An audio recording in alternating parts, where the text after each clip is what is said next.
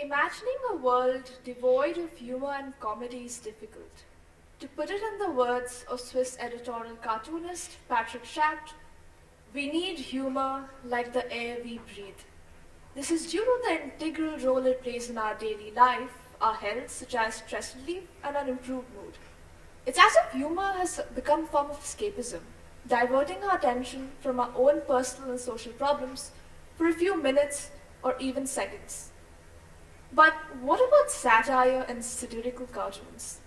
Do we need it in a world already filled with so much chaos, where people are ready to fight and sometimes even destroy each other when their own ideals or beliefs are challenged through the division of the digital screen we stare at the whole day, or even the newspaper we read?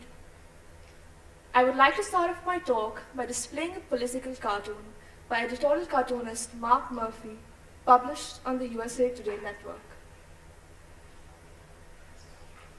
Well, first thing I suggest one would notice is this intricate and rather humorous caricature of former American President Donald Trump, his gaze high up in the sky, juxtaposing a step away from downfall.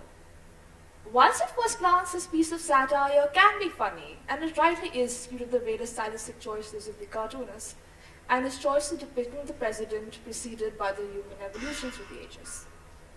It is worth a laugh, but one thing to take note of is to wonder, what is the cartoonist trying to convey through all of this? Or what is the message of this piece? Well, looking at the cartoon, I suggest it satirizes the authority of Donald Trump as president, showing him as someone irresponsible and his personality caricatured. He's seen a step away from downfall and perhaps even taking the whole American political system down with it. But why use humor and exaggeration to criticize such serious topics like politics and social injustice? What role do these play in social criticism? These are the questions I hope to answer in my talk today. To define the term satire and social criticism, as stated by the Oxford Dictionary, satire is the use of humor, irony, exaggeration, ridicule to expose and criticize people's stupidity or vices, particularly in the context of contemporary politics and other topical issues. Social criticism is also similar. It is the method of analyzing how the existing social structure in society has created sociological issues. Satire is a wrapping of exaggeration around a core of reality, says American historian and author Barbara Tuchman. In its true nature, satire often amplifies or exaggerates real-life situations, be it political or social, to make a point or to criticize something or someone. Tuchman's perspective suggests that satire, whilst being exaggerated, is often always rooted in some form of truth or reality, one that most people tend to shy away from because it either challenges or icks one's own thinking or ideologies. A blog post published on the Medium by Emil in 2023 says satire can be seen as a mirror to society, reflecting the flaws and contradictions in it.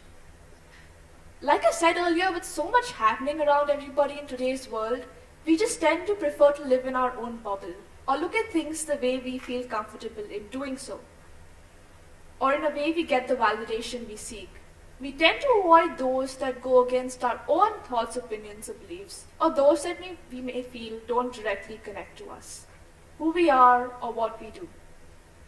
Satire, on the other hand, aims to open up the little bubble we have around us and encourage critical thinking and, most importantly, foster self-reflection and awareness.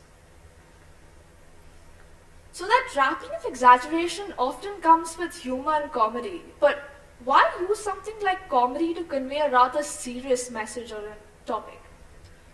Lauren Feldman, associate professor at the Rutgers School of Communication and Information, says that comedy can play an important role in challenging people to address critical social issues. A common misconception that people have is that since humor or comedy is intended to be funny, it is not the most appropriate way of conveying something serious.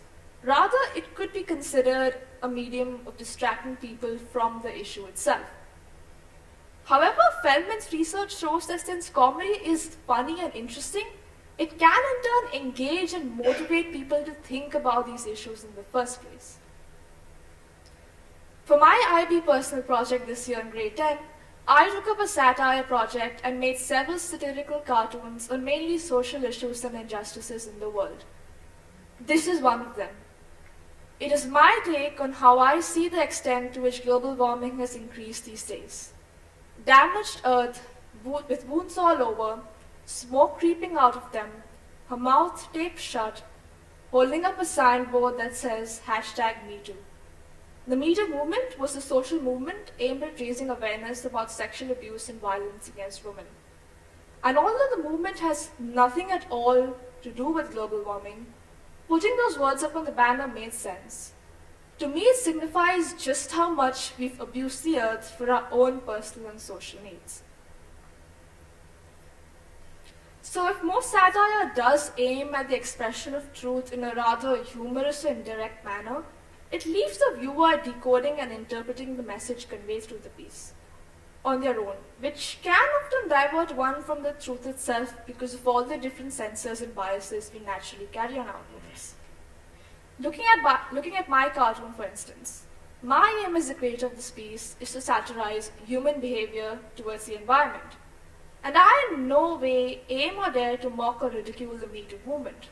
Rather, I used it as a medium of conveying my point and signifying just how much the issue of global warming has risen these days. And not everybody will see the cartoon the way I see it, just like how we all see things from different perspectives.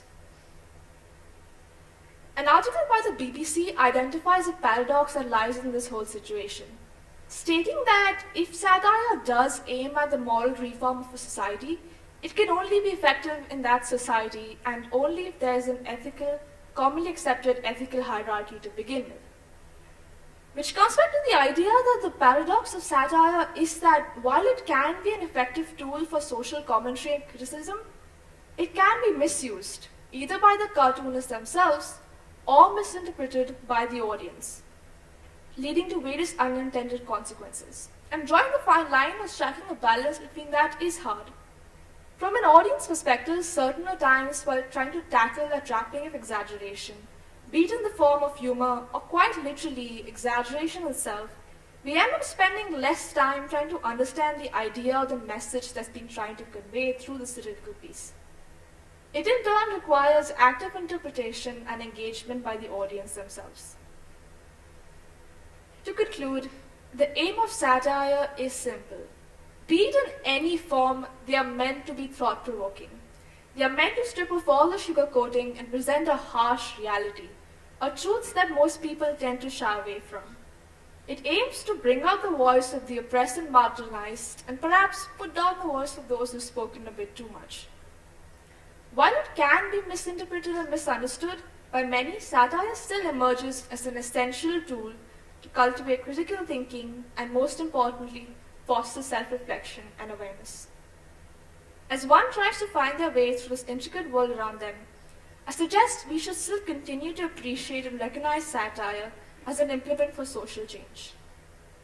And as for myself and this cartoon that I made, I may just be considered an amateur cartoonist or someone who's just fascinated by satire. But today, I do hope, as you listen to my talk or look at this cartoon, you think about the various social issues and injustices going on in the world. And as for global warming, I hope you can also do your part to mitigate the issue.